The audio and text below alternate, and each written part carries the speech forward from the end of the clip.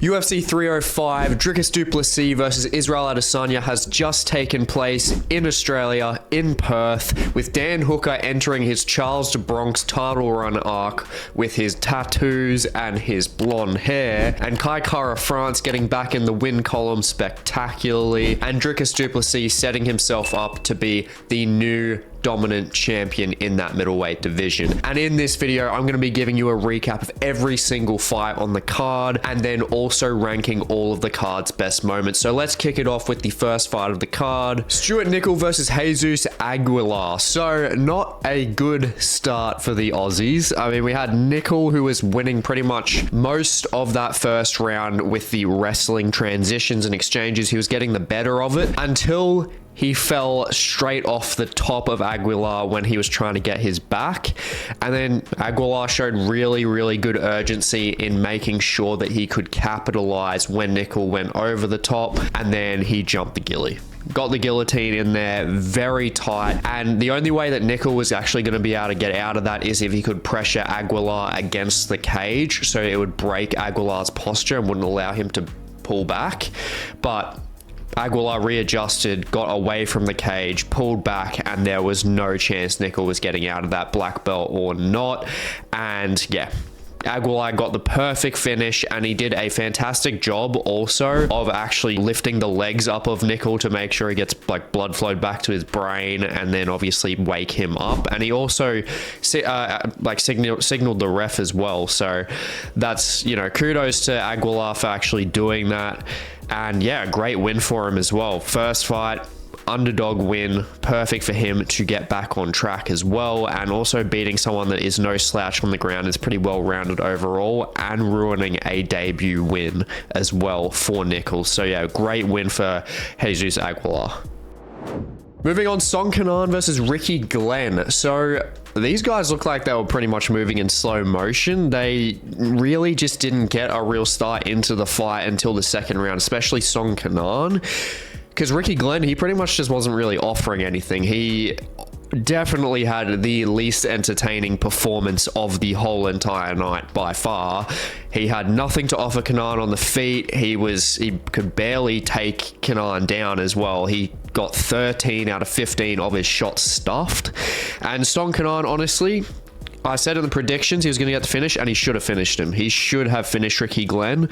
Kudos to Ricky Glenn for actually staying up. He was durable, and Kenan was doing a very good job of breaking away from the clinch and striking him in the clinch, as well as defending himself when he was in the clinch against Ricky Glenn. But Kenan just wasn't able to get the combinations off well, and he was taking a lot of deep breaths towards the end of the fight, and he was only putting in 2 to 3 strike combinations max. So yeah, Kenan just really wasn't popping off with his shots. I think he was making sure that he wasn't getting taken down as well. But honestly, in a fight like that, where you're going against someone like Ricky Glenn that really just doesn't offer anything on the feet at all, I was really expecting Kenan to show out in this fight. It was a pretty missed opportunity for him. And overall, I just don't think either of them looked that good, and Kenan ultimately should have finished him, but the cardio was looking like it was clearly an issue, especially towards the end of that fight. But he did get the win. A lackluster fight, but Kenan obviously did get the win anyway. Moving on, Tom Nolan versus Alex Reyes. So with this fight, Tom Nolan, realistically, I did say it in the predictions, he really needed to show out and actually get a pretty decisive win here. He needed to finish Alex Reyes.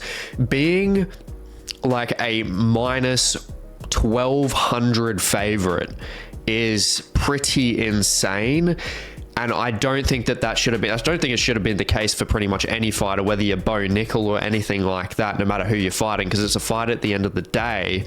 But Tom Nolan is so young in his career. I don't know why that was expected to be so. I did think Tom Nolan would have knocked him out, but you know, Alex Reyes, to be fair, like, he did put up a decent fight. You know, their significant strikes and everything were very, very close. And Reyes obviously had the volume there, but Tom Nolan's, his shots did count more, but it wasn't an impressive performance by him, to be honest. Reyes was doing a good job of slipping Tom Nolan's shots, and Nolan wasn't really following up to actually catch him. And Nolan was also following him a lot of the time. He was following Reyes instead of cutting him off, and that you can see that is that lack of experience there when he is obviously fighting. And Alex Reyes, he did a very good job of, you know, making sure that he could survive, especially not getting KO'd in the first round as well. But it's just, you know, it's not really showing that he's going to be going anywhere, especially up the lightweight division that's so stacked.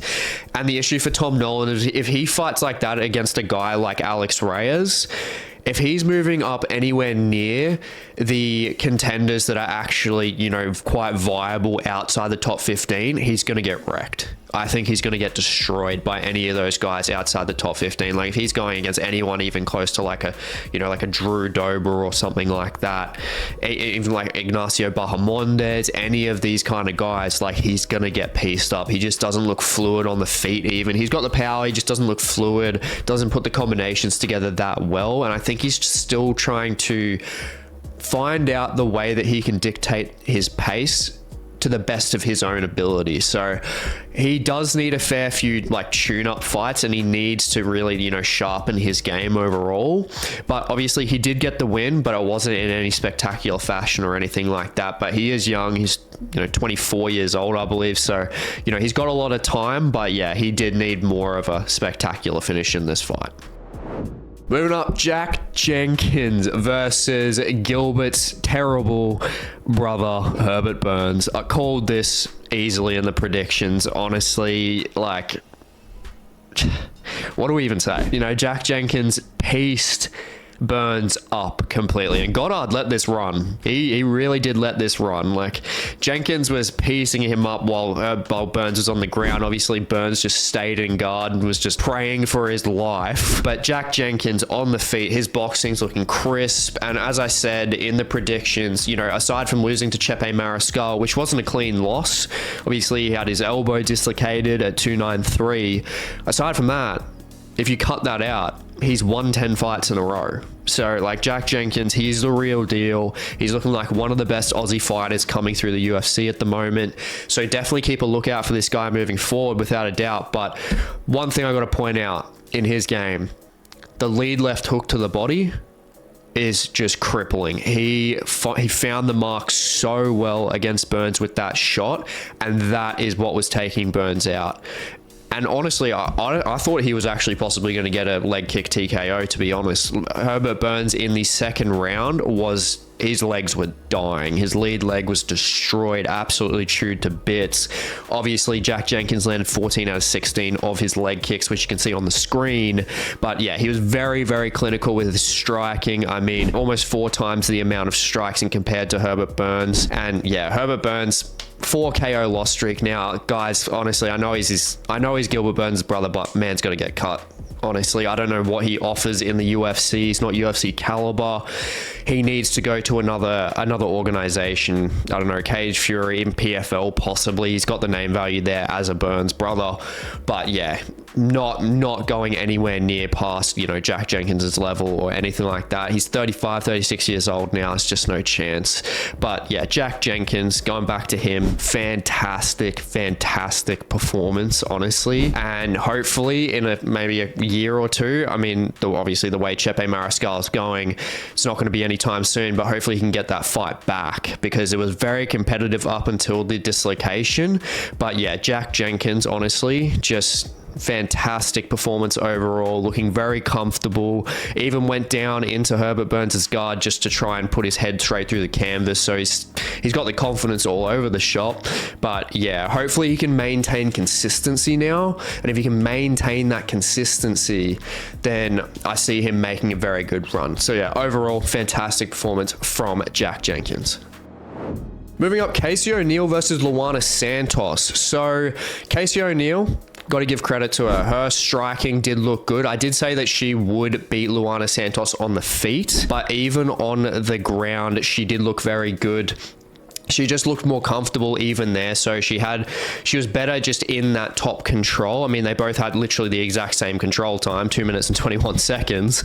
But Casey, yeah, she just did a much better job of, you know, utilizing her range. She had I believe a 1-inch reach advantage in this fight compared to Luana Santos. And Luana Santos, she just didn't look as comfortable as she usually does. I mean, in comparison to the last fights that she's had. Granted, Casey O'Neill is a better fighter than the other fighters she's fought, like Agapova. Casey O'Neill's definitely better than her. But Casey O'Neill, yeah, doubled the output there. She looked fantastic overall. She just really made good use of those straight strikes, and yeah, she just used her movement better as well. So respect to that. Luana, she really needed to close the distance more. She needed to take some risks to get in those clinch situations and utilize that judo, because that's the best part of her game. The best part of her game is the judo, using the hip tosses, getting it to the ground, and then hunting for the submission. And Casey O'Neill on her back is probably her worst position as well. So that's where, yeah, Luana Santos did miss the mark there, but obviously she's young in her UFC career. So, you know, Casey O'Neill, she's had a bit more experience there. She's obviously ranked. And now I think with Casey O'Neill now getting back in the win column, and Tracy Cortez coming off that loss to Rose Namajunas, just, you know, nullifying a chance to really get into those single-digit rankings, she needs to bounce back. So I think we make Casey O'Neill versus Tracy Cortez. That will be a very, very good fight, especially on the feet. I think that would be very good. If Casey O'Neill comes out with a performance like this with those straight strikes with her boxing in comparison to Tracy Cortez and her boxing, I think it would make for a pretty interesting flyweight fight. So yeah, very good win for Casey O'Neill to bounce back from that 2-fight loss streak, especially in Australia as well. So she didn't go on that 3-fight loss streak that I thought she would go on. And yeah, just very good performance from her overall, especially bouncing back in her home country, which is the motivation that she would honestly need to, you know, get back into it and hopefully go up those rankings. Moving up, Josh Culibao versus Ricardo Ramos. So this was a pretty interesting fight, and honestly, when it came to the judges, obviously we'll get to Tuivasa's absolute bullshit judge decision there, but when it came to the judges through this fight, I actually don't disagree with what's happened. It was razor close. I had Josh Culibao in my predictions, but I can see how it did go Ricardo Ramos's way. Ricardo Ramos, he definitely won the first round, I believe. Obviously, out of that control time especially, he had about 2 minutes and 40 seconds of control time in that first round, and he attacked the rear naked choke. Yes, Josh Culibao did a fantastic job of peeling off the hands to keep himself safe, which should get him points towards the judges, obviously, but the strike output there between the two of them was very, very close. Josh Culibao just edged Ramos with the significant strikes in that first round, but Ricardo Ramos had over half the round of control time. So I do give Ricardo Ramos the first round. Second round, easily give to Josh Culibao. Outlanded Ricardo Ramos.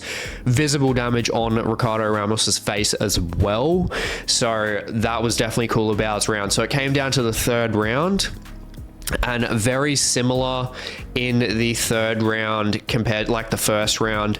Ramos had more control time, and the control time just outweighs the difference in insignificant strikes. Culibao only outlanded him by about 3 or 4 strikes ultimately, and realistically, when it came to the power of the strikes and how significant they actually were, I just don't think it was enough from Culibao to really take it from Ramos. That being said, though, I will say that Culibao, there's definitely a point where we could say Culibao won. So I think either way, even as a split decision, I can understand that the judges were divided in that. I think that's a fair split decision to make. And even having Culibao, yeah, fair enough to Ricardo Ramos, but it does suck for Culibao. You know, obviously not getting that win in Australia, that does suck. But yeah, Ricardo Ramos did really needed to bounce back. So he's done a good job, you know, and he just showed a more well-rounded game overall. So a good win for Ricardo Ramos, and obviously good wins for the Brazilians moving up the card. And speaking of the Brazilians moving up the card, Junior Tafa versus Valter Walker. So this This is a fascinating fight to talk about. Now, obviously, we didn't have too much output, as you can see on the screen. There's like 30 strikes between them. And that's obviously down to Valter Walker and his wrestling game. He used a very heavy clinch game, which was 100% needed and got the fight to the ground. Junior Tafa's takedown defense did not hold up, and perfect game plan from Valter Walker, because if these two were going to stay on the feet, as I said in the predictions, Junior Tafa, I would prefer him in those swang and bang exchanges. I mean, any of the Tafa brothers, Tuivasa, you just don't want to get into those exchanges with them. Just like Mark Hunt back in the day. And yeah, Valter Walker just did a great job of making sure he played it into his game. Obviously got the fight to the ground. And then we got the heel hook. Now the heel hook, a lot of controversy, like obviously online, literally as the fight finished, and we obviously had the commentators going on about it, stating like, you know, Tafa didn't actually tap. He didn't physically tap, and he didn't verbally tap as well. He didn't say it or anything like that. However, when it comes to screaming out like that, he's obviously in pain. And the issue is that the referees have a duty of care to the fighters. So if they think that scream, no matter if it's tap or not, if they hear that and they think, okay, that's clearly damaging him, am I going to risk, is it going to be an early stoppage, or is his limb going to be absolutely cooked? And that's a decision that the referees have to make. And if we're looking down the line, if we're going to have a shit ton of early stoppages, or we're going to have a shit ton of fighters that are getting injured all the time, where we're not going to get great cards being built up as well, I'm going to prefer we get more early stoppages, to be honest. It's a hot take, but I think that's pretty fair if we want to keep having good cards, because obviously you don't want all these fighters, you know, having these issues with obviously their limbs being busted. And if you get a limb busted, whether it's your elbow, your shoulder, obviously your knee, especially your knees, you can be out for a year. You can be out for ages. And, you know, that can completely change the trajectory of a fighter's career. So yeah, I think it was fair overall that it was called. I think I believe it was Steve Percival, he made the right decision in calling it. To be honest, Tafa, he was rolling with the heel hook, but he screamed loudly. He did scream loudly. Like, there was no doubt there that he was in pain. And also an issue is, that's emphasized, these guys are heavyweights. So shit snaps a lot quicker. So there was definitely that urgency there, duty of care there. I had Tafa going into this fight, and and I'm Australian, no bias there for Tafa. Valter Walker, he got the win, he got the heel hook, he got the position that he needed to finish the fight, and ultimately, even though it wasn't a tap verbally or, you know, physically, he still got it. He still got the win, duty of care from the referee. So ultimately, I personally will say that it was a fair call from the referee to stop the fight. But yeah, Valter Walker now has called out his brother, Justin Tafa, so that's going to be very interesting. And I mean, if we go off, if there's anything to go off bloody from Tafa's last fight against Carl Williams, Walker's going to be wanting to take him down in the first 2 seconds. So it's going to be very interesting to see if that fight actually does get made. If they have a full camp, Tafa's just got to work the shit out of his takedown defense, and then that might make it an interesting fight. But going off the Williams fight and how good Walker is at actually getting into those level changes in these entries as well, and really just making sure that he suffocates the fighter and takes away their, you know, their postures, like their positions to actually get back up. It'll be a pretty interesting fight to see if Tafa can actually stay on the feet. So yeah, Walker, fantastic job. Looks like he's going to be doing better than his brother at this point. But yeah, he's look, ultimately very good performance, and I agree with the decision overall. As much as people might disagree, I think it's fair. And yeah, great win for him. And moving on to the main card, Carlos Prates, man. Carlos Prates. I love JingLiang, but perfect prediction. I am so happy with this. I am so hyped for this guy. Carlos Prates, he's looking like a new form, like Anderson Silva style fighter. Like he's got very much the same mannerisms, the length, kind of the tricky movement as well. Very good at circling out, very good at rolling with the punches. JingLiang, he landed some good shots in there. Prates rolled with pretty much all the shots. But we need to look at Prates' offense in this fight. The guy, distance management, keeping himself safe, simultaneously backing JingLiang up as well. JingLiang is not an easy guy to back up. He's usually very aggressive, quite chaotic as well. Carlos Prates, different level of fighter in here. And JingLiang, he's a veteran. And Carlos Prates borderline made him look like an amateur. Prates, fantastic in terms of, utilizing the teeps, timing his left hand. His left hand is a bullet straight through the guard, just wobbled JingLiang in that first round pretty badly. And going into that second round, it just was not looking good from the start. Just did a very good job of making sure that he dictated the pace there, kept his range pretty much the entire time.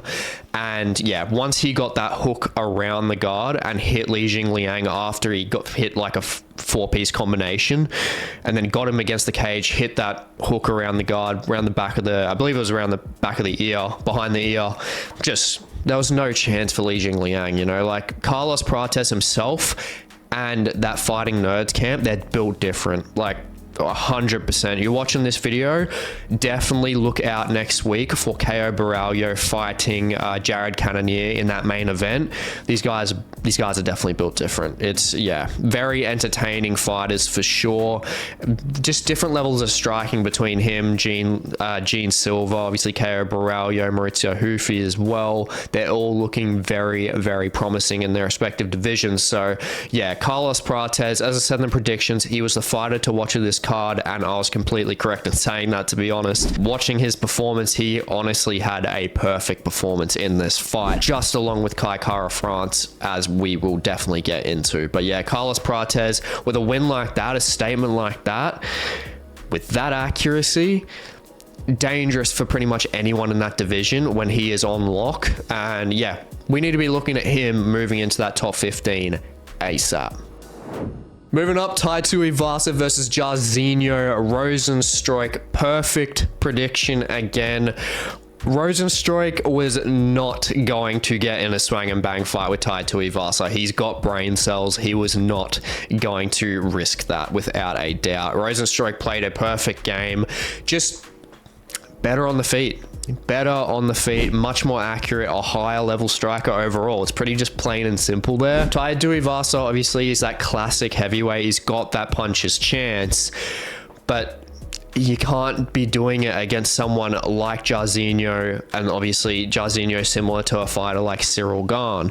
Their movement's too good. Their distance management is extremely good as well. And yeah, Jairzinho was doing a fantastic job of piecing up the body, ducking over Ty's hooks and his overhands. And honestly, Ty really just needed to throw more uppercuts, because Jairzinho's head was lining straight down every single time he would go in for that body. His head would drop straight down the center line. And if Ty was able to flick an uppercut up there, it could have changed the whole outcome of this fight without a doubt. But Jairzinho just kept his cool, kept his confidence the whole entire fight, was very consistent with his output through all the rounds, tripled Tuivasa's output. And there is a reason why Jairzinho Rozenstruik has stayed in these rankings for such a long time. Ever since coming into the UFC, he's just looked extremely promising, and he went all the way through until he got knocked out by Francis Ngannou, and it takes fighters like that to really get him out of there. So he's looked extremely good. I mean, he's only lost to very good fighters in obviously Cyril Gane and like Jailton Almeida as well. And yeah, he's looking extremely good, and hopefully it's going to be a bounce back for him. And yeah, he's going to be getting someone obviously up in those rankings, possibly a Tybura. It would be good for him to fight someone like Tybura, who has a ground game there. He needs to just be getting more confident with that ground game, making sure his takedown defense is on lock as well. But yeah, fantastic win for him. Now Tai, 5-fight loss streak now.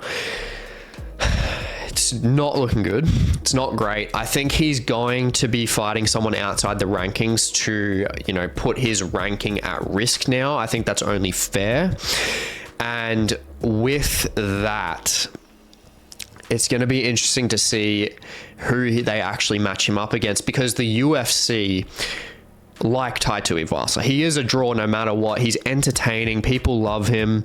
You know, he's just a funny guy. He's just entertaining in general, whether it's in the fight, whether it's out of the fight. So there's someone they would want to keep around. But he's still, regardless of how entertaining he is, he needs a win. He without a doubt needs to win. Obviously, he's had kind of a murderer's row of fighters: Cyril Gane, Sergey Pavlovich. You know, obviously even Jairzinho as well. Just a lot of these fighters that really, really go against his style. Tybura submitting him in the first round. He really needs a swing and bang competition kind of fighter, but that's the issue when we're going through heavyweight now. The fighters coming through those rankings outside the rankings, like Mick Parkin and, you know, like even like Robles de Spain, fighters like that, Janata Deniz, these guys, they might not be like takedown threat kind of guys, but they're just so much more technical than Tai Tuivasa is. They're like Jairzinho. So it's like the heavyweight swing and bang fighters are a dying breed. So that's where it's going to be an issue in terms of, are we actually going to get someone, or is Tai going to get someone that he can actually, you know, be favored against?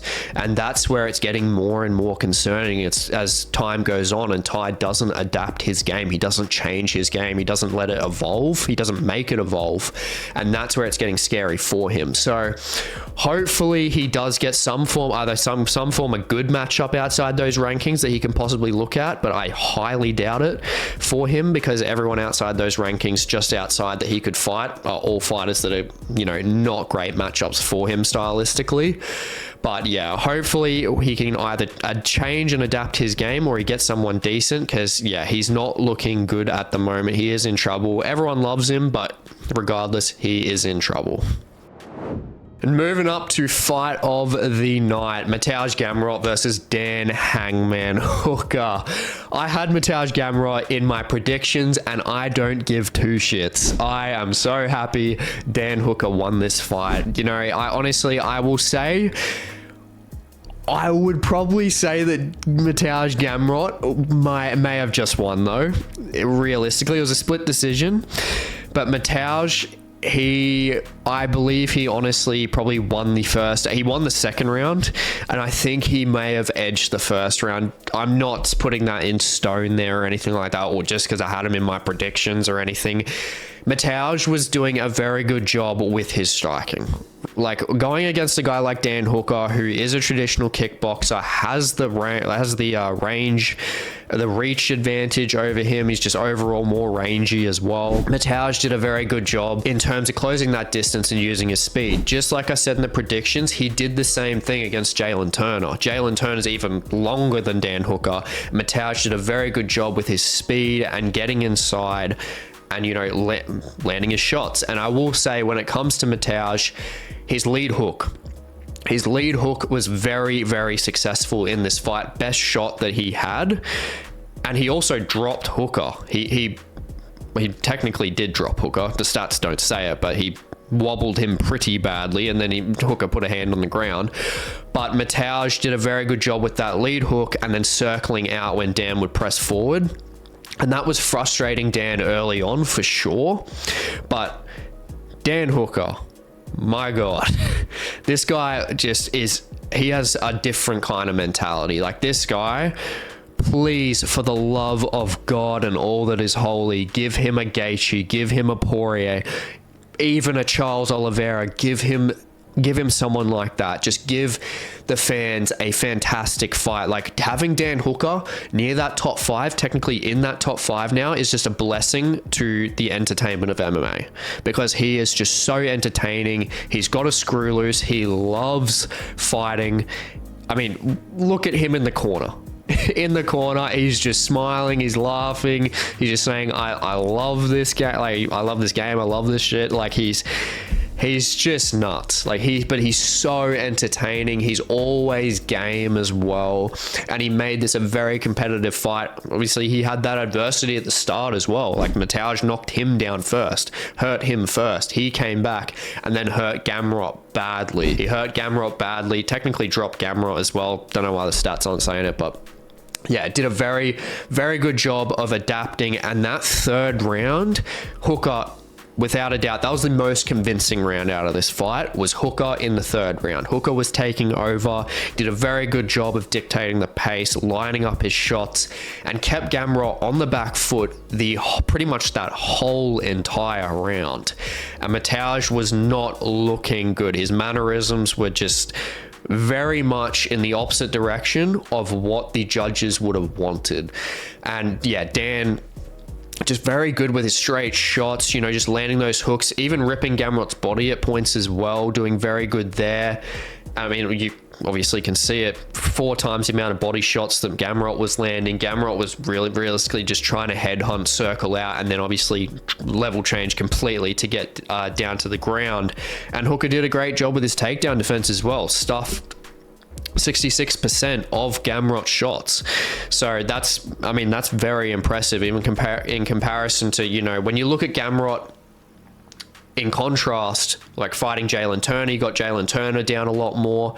And when Gamrot fought Arman Sarukian, he out-wrestled Arman Sarukian most of that fight in those 5 rounds. So in comparison, seeing Dan Hooker obviously have a amazing war with Jalen Turner and then come into this fight so much longer after, which is a completely different style of fight that he had to face. He hasn't fought anyone near like Gamrot's style since Islam, and he showed out, did a fantastic job of adapting, and I am honestly so happy you got this win. And just having it in Australia is just so much sweeter as well. The crowd just looked insane, and yeah, it's just great to see, especially a stylistic fighter like Dan Hooker back really close, honestly, to that title shot. If he gets another win and it's entertaining, which it's Dan Hooker, it's going to be entertaining.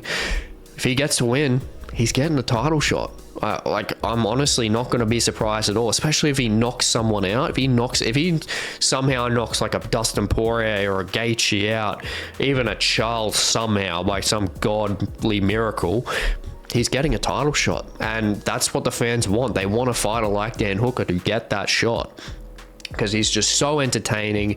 And honestly, I am extremely happy for him. Obviously went against my pick, but he is, yeah, cannot argue here. Fantastic performance from Dan Hooker, and he really stole the show. And moving on to our co-main event, Kai Kara-France versus Steve Erceg. Holy shit, this was crazy. I honestly could not believe this. Like, I had Erceg getting this by a decision, and I did say that this was the hardest fight to predict in those predictions, because you've got Erceg, who has the power in the striking exchanges over Kai Kara-France realistically from the fights that I had seen. Kai Kara-France obviously a lot faster, uses his combinations a lot better, a lot more fluid, because he's obviously got a lot more experience, obviously. But then Erceg's better on the ground, but then Kai Kara-France has fantastic takedown defense. So it was very much like who's going to get the better of who in what position. And like, it didn't matter. It didn't matter. Kai Kara-France just went out there and knocked Steve Erceg's fucking block off. Just destroyed him. I mean, it really just shows that Kai Kara-France, that experience came into play. And Steve Erceg, you look at those exchanges, it's like that close to Erceg getting his hand back, and it just missed both times. So when Kai went and got the shot before the finishing shot that dropped Erceg and hurt him badly, Kai went for, I believe it was the right hook, and Erceg blocked it and was weaving out of the way. But then Erceg's hand went down. Kai followed up with the other hook and just caught Erceg so cleanly, dropped him, and then Kai obviously just landed the perfect shot again and dropped him. And honestly, fantastic call from the referee. I don't think Erceg needed to take any more damage there. And I'm just happy. I'm happy none of these guys got brutally finished. That's what I was worried about. Both of these guys are extremely likable. But even though I had Erceg in this, it's just that redemption, because not obviously against Erceg, but Kai, you know, going against Amir Albazi, getting fucking robbed, and then goes in to fight Brandon Moreno, is winning against Brandon Moreno, and then gets liver kicked and loses, which is fair to Brandon Moreno, but it's just like Kai being so close. And then, you know, he falls behind again. And then he goes to fight Manel Kape at UFC 293, gets concussed, and then has to pull out of that. So it's been a very, very long road for Kai in terms of just getting some form of positive outcome in his career. And it's just fantastic to see that he's got it now. And honestly, with a performance like that, in contrast to what Steve Erceg did in that 301 title fight against Pantoja, how competitive he made that, and then seeing Kai knock this guy out in one round, that is pretty confident that you could get a title shot from that, realistically. I mean, you can't really, that's evidence enough, you know, it really is. And obviously you got Asakura, who could be coming in, that could be fighting Pantoja for the title. It's all up in the air at the moment. You've obviously got Royval, you got Tatsuro Taira, fuck Amir Albazi. Amir Albazi needs another fight. He's been out for way too long. He needs to fight again to then get a title fight. He can't be getting a title fight, no way.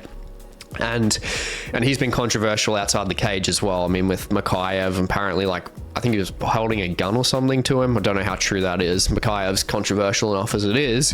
But going back to Kai, I mean, Kai, seriously, after all that he's gone through, I think realistically, he should be getting a title shot somehow. He really should be. He should be at some point. I wouldn't even blame him if he waited out just to get the title shot, to be honest. And Erceg, look, Erceg, obviously he lost, and it's rough because he was down bad after that UFC 301 loss. He did not look good. He looked very depressed. You could only imagine what he'd be feeling like in this fight. You know, like he was competitive. He could have honestly won the title. He was getting up there until obviously the last round where Pantoja got a hold of him on the ground.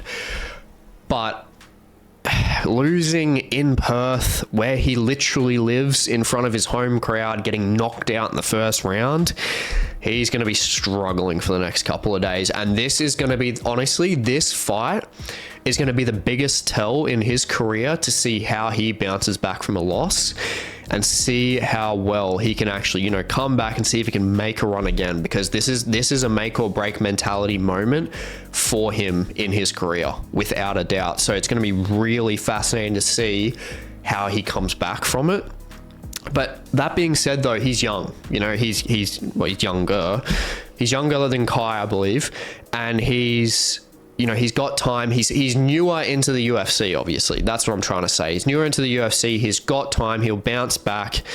People say he got fraud checked. In a sense, he kind of did, but, you know, it being so early and him getting pushed up so quickly, it kind of wavers that fraud check a little bit. I think Steve Erceg, once he just has a bit more of a natural run through, and he gets to just, you know, have like 2-3 fights and then fight for the title again, he's just going to be so much more prepared, so much more experienced, so much more well equipped to then fight for that title and possibly win it. We don't know. But yeah, honestly, like, it does suck for Erceg, but I'm very confident he'll bounce back. He's got the skills there. He's very well rounded, but man, I'm so hyped for Kai Kara-France, and I really hope he gets a title shot.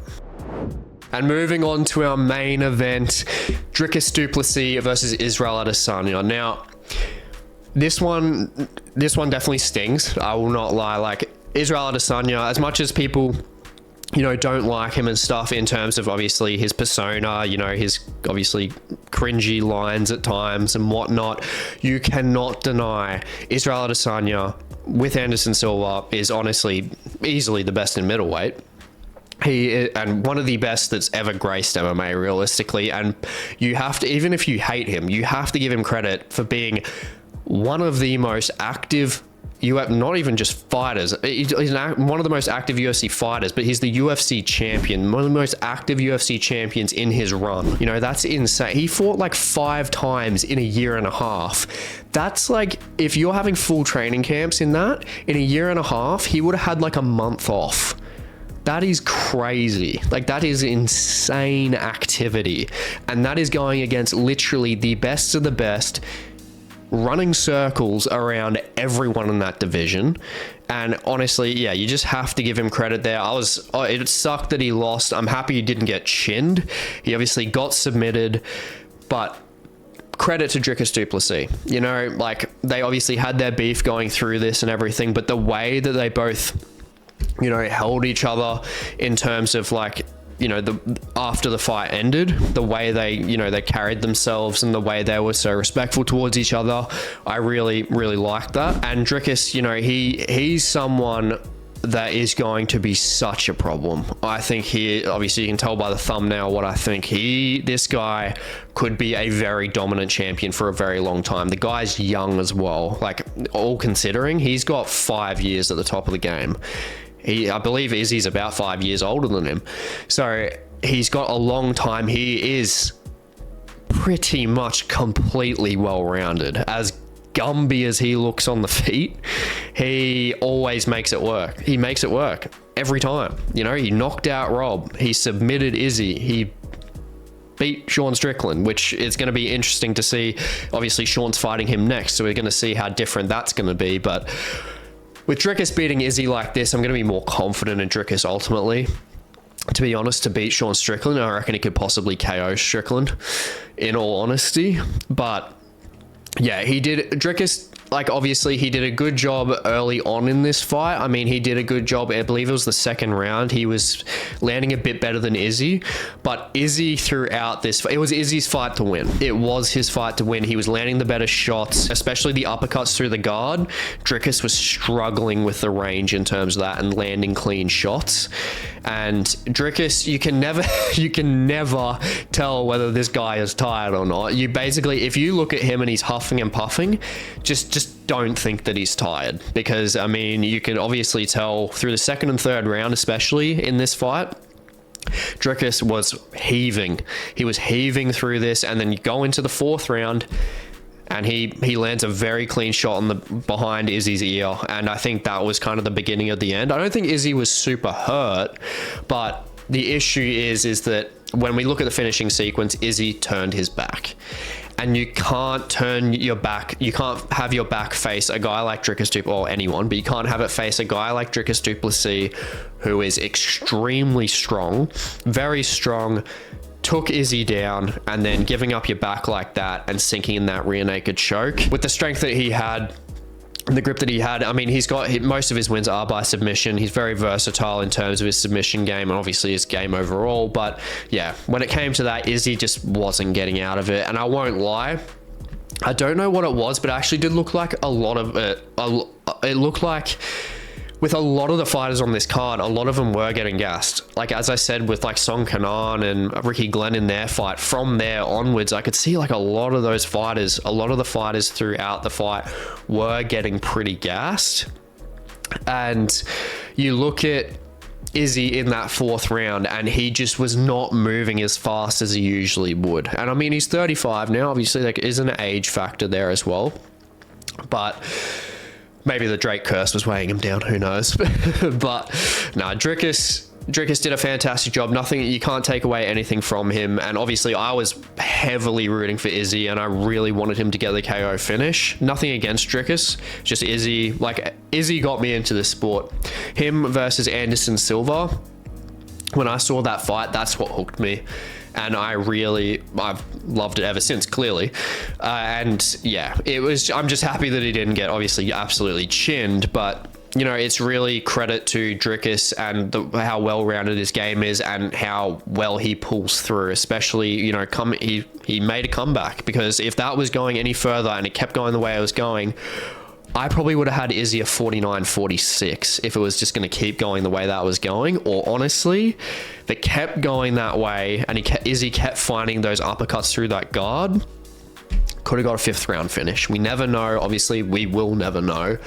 But yeah, can't take away anything from Dricus. Did a very good job overall, very well-rounded in terms of his approach. Made sure he got Izzy to the ground. Had a fantastic takedown in that second round, I believe, as well, away from the cage. Dropped him straight down.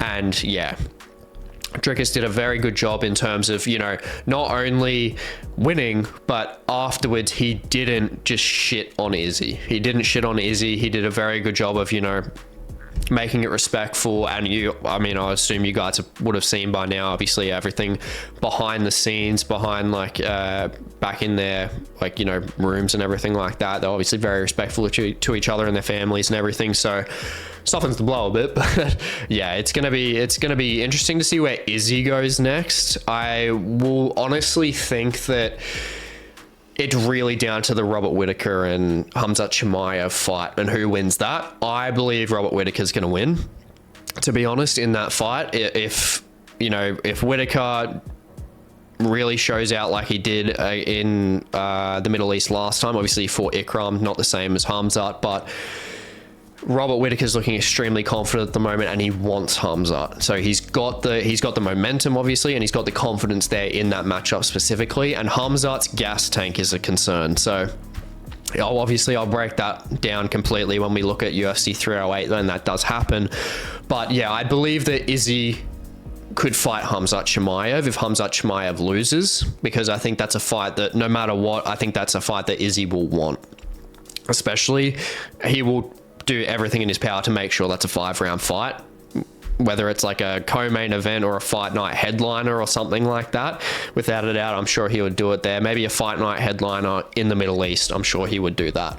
And Dricus Du Plessis obviously fighting Sean Strickland next, and then Robert Whittaker is going to be coming up for that rematch as well. So Dricus has got his hands full, but he's going to be hard to beat, honestly. He's just looking fantastic. And yeah, overall, great card. Very, very good card. Didn't do amazingly well on the picks, but ultimately very entertaining. I mean, you know, losing out on Steve Erceg and Mateusz Gamrot, getting to see Dan Hooker and Kai Kara-France win, you know, I don't have any arguments there. So yeah, fantastic card overall. And moving on to the fight card awards, kicking it off with the fighter to watch, Carlos Prates. I mean, I said a fair bit, obviously, in his fight analysis. Prates, that Fighting Nerds gym, these guys are extremely dangerous. These guys are very, very good, especially on the feet. Like, they have an extremely cerebral approach. And obviously they're just going to be learning off each other constantly all the time. And Carlos Prates in that welterweight division, if he can really make sure that he can solidify takedown defense and make sure he has a good ground game, because in submissions he's 3-3, so there's a bit left to be desired there when it comes to that submission game specifically. But on the feet, we got no issues. We clearly have absolutely no issues there. The man is an absolute sniper, got a left hand from hell, and clearly, as you can see in that picture. And yeah, he just looked fantastic. Honestly, keep a lookout for this guy as well as anyone from that Fighting Nerds gym. And moving on to finish of the night, the man, Kai Kara-France. I mean, as I said in his fight analysis, you know, like it's just so good seeing him get that redemption. Obviously not against Steve Erceg specifically, just in terms of his career, the career redemption, you know, just avenging all the shit that's happened, from the Al-Bazi bullshit decision to obviously winning against Brandon Moreno until Moreno got him out of there, and then being concussed against Manel Kape, which is going to be a fantastic fight whenever we get that, because I'm sure we're going to get Kai versus Manel Kape. There's so much beef there. Honestly, the most entertaining fight that could possibly be made in that flyweight division, 100%. And yeah, honestly, love Steve Erceg, but Kai stole the show tonight. Now, looking at our top 3 best card moments, in third place, I'm going with Aguilar's submission over Nicoll and just his overall classiness. Obviously, the submission was brutal. He completely put Nicoll unconscious. Nicoll is a fantastic wrestler, fantastic transitions, and a BJJ black belt. He's a very good submission artist. If you look at him on the regional scene, I highly recommend that. But Aguilar just really showing Nicoll that the UFC is a different level. It's a different kettle of fish. And getting that guillotine, getting the proper arch, getting himself away from the fence to get that arch properly, and sleeping Nicoll badly. Like, fantastic performance. Honestly, I think he should be getting a bonus of some form for that, because we don't see submissions that are that brutal realistically. It's very rare. And not only that, he's really getting this position on the card because, you know, he showed a lot of classiness. When he got the submission, he was yelling out to the ref to say, he's done. Please, like, get me off of him. Obviously, he's not going to stop it until the ref actually pulls him off, which is fair enough.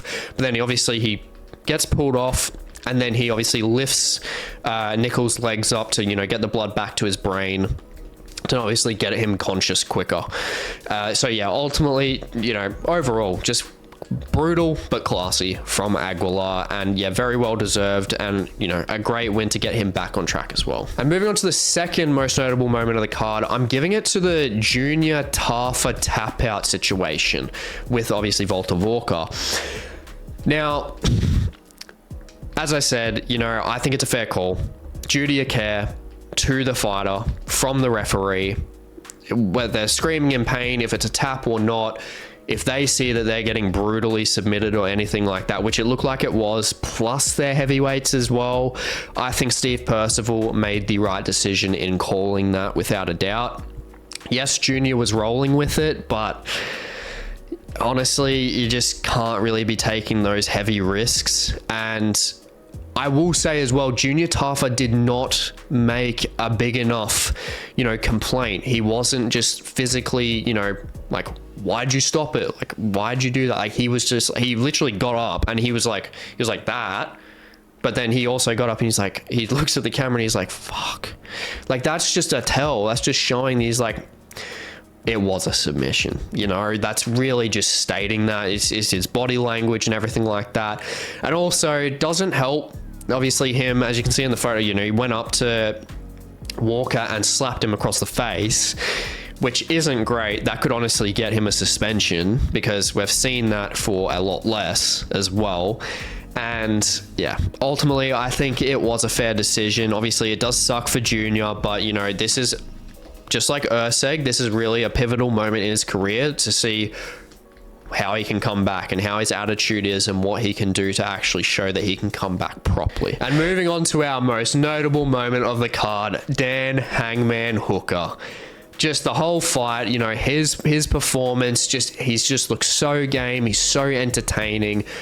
Stole the show, realistically. You know, Kai, a fantastic knockout. Dricus did a fantastic job of, you know, finishing Izzy by submission. No one's ever even been close to finishing Izzy by submission. And Dan Hooker, honestly, just the guy and his persona, his mannerisms, just him loving life in that corner, just laughing while he's got blood all over his face, you know, not having a worry or care in the world. You know, it's a rare moment to see. And it's just really good to see, like, fighters like dogs like this are still in the UFC. And that's why this guy needs a fantastic, fun fight, like a Dustin Poirier, like a Justin Gaethje, Michael Chandler, Charles Oliveira, just something like that. Just give him something that is going to be guaranteed, not only business-wise for the UFC to get a shit ton of money, but also just for the fans. Like, it's just going to be an instant classic. And look, I'm not going to be surprised, even because I made my Dustin Poirier video in terms of what's the best fight for him would be as the last fight of his career. If you haven't checked that out already, I'll leave it in the description. But I didn't put in Dan Hooker because I didn't think obviously it would come to this. But you know, their first fight was an absolute banger, but it had no crowd. So if we can get that run back, main event of something, just a massive crowd, just make it huge, make it from near Louisiana for Dustin Poirier. Obviously, Dan Hooker's not going to give two shits. He'll fight on bloody Mars. So just make that fight. Honestly, I think that would be fantastic. You know, both the guys are game, and obviously Dan Hooker will probably keep going, but you know, that's a great way to send Dustin Poirier off. Dustin Poirier needs an absolute showstopper to send him off. And yeah, ultimately looking at this fight, did a great job against, you know, that stylistic contrast of Gamrot. Gamrot is obviously a very hard puzzle to solve, and he did a very good job of stuffing, you know, over half of his takedown attempts, which is not easy to do. Armin couldn't even do that. And also, you know, just really doing well in terms of his distance management and just making it a bit of a brawl at times and dropping Gamrot as well. So yeah, overall, just a fantastic fight card, realistically overall, and also for Dan Hooker, it's just a moment that he's not going to forget. If you've enjoyed this video and you want to see more MMA based content, definitely check out my video on Tony Ferguson when he was ranked number 2 in the world against Paul Felder, who was on a 3-fight finish streak back in 2018, to see who would have won that fight. I give a full breakdown and analysis in that video, which I'll leave on the screen here. And also, please like, comment, subscribe, the whole shebang. It just really, really helps out the channel, and it really keeps it going, which is just, you know, I love all the comments you guys leave. It's just very supportive, and it keeps small channels like this one going. So yeah, thank you for all the support, and I will catch you in the next one.